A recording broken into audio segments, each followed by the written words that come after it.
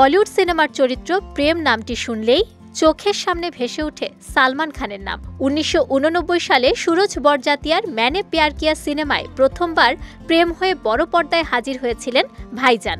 একই পরিচালকের হাম আপকে হ্যাঁ কন, হাম সাথ সাথ হ্যাঁ, প্রেম রতন ধন পায়ো সিনেমায় প্রেম চরিত্রে দেখা গেছে সালমানকে। তবে এবার ভাইজানের প্রেম চরিত্রে আসতে চলেছে বদল। ভারতীয় সংবাদ মাধ্যম হিন্দুস্তান টাইমসের একটি প্রতিবেদন থেকে জানা গেছে, কয়েকদিন আগেই পরিচালক সুরজ বরজাতিয়া সালমানের সঙ্গে প্রেম কি শাদি শিরোনামের নতুন একটি সিনেমার ঘোষণা করেছিলেন। তবে সালমান নাকি এই ছবিতে কাজ করতে রাজি হননি।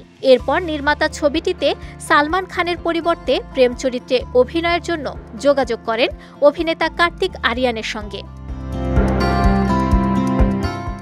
অভিনেতার এক ঘনিষ্ঠ সূত্রের বরাত দিয়ে প্রতিবেদনটি জানিয়েছে, এরই মধ্যে নির্মাতার সঙ্গে কার্তিকের মিটিংও সম্পন্ন হয়েছে। তবে সিনেমাটিতে কার্তিক অভিনয় করছেন কি করছেন না এ প্রসঙ্গে নির্মাতা সুরজকে এখনও পাকাপাকিভাবে কিছু জানাননি।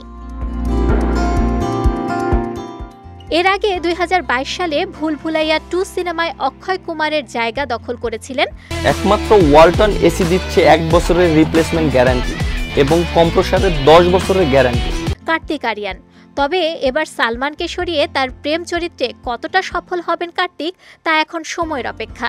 এই মুহূর্তে ভুল ভুলাইয়া 3 সিনেমার শুটিংয়ে ব্যস্ত সময় পার করছেন এই অভিনেতা।